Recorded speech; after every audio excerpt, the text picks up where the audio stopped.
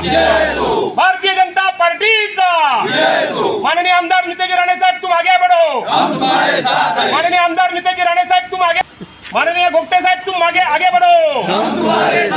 माननीय अजितराव गोपटे साहेब तुम आगे बढ़ो।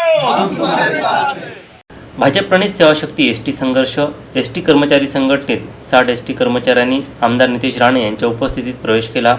यावेळी आमदार नितेश राणे यांच्या हस्ते देवगड एसटी स्थानकातील फलकाचंही अनावरण करण्यात आलं। यावेळी माजी आमदार अजित गोपटे, तालुकाध्यक्ष संतोष किंजवडेकर, जिल्हा सरचिटणीस संदीप साटम, तालुकाध्यक्ष डॉक्टर अमोल तेली आदी उपस्थित होते।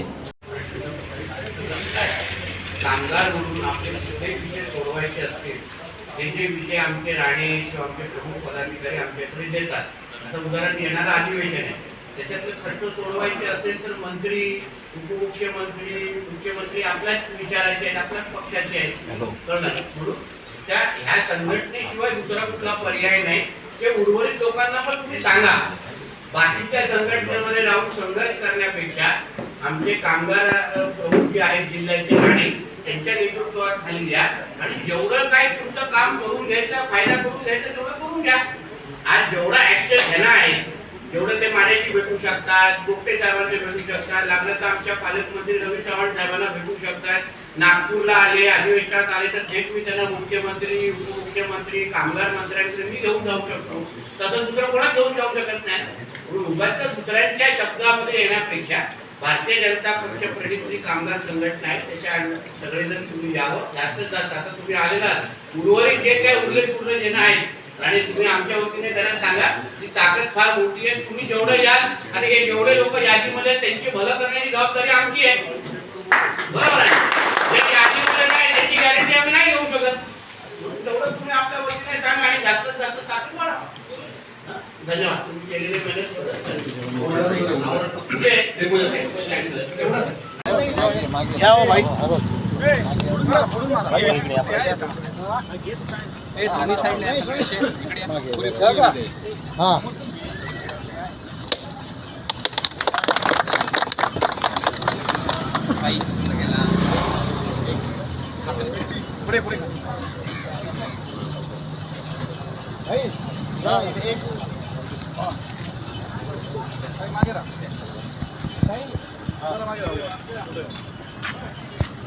साहेब इकडे बघा, थोडं पाठी बघा।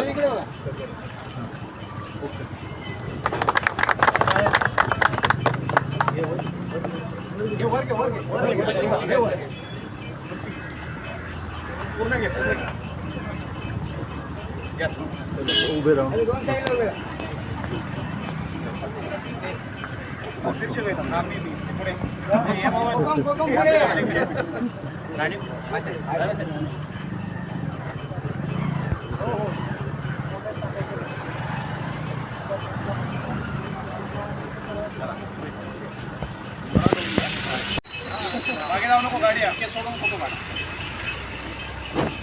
घोषणा द्या। सेवाशक्ती संघर्ष युनियनचा जय हो।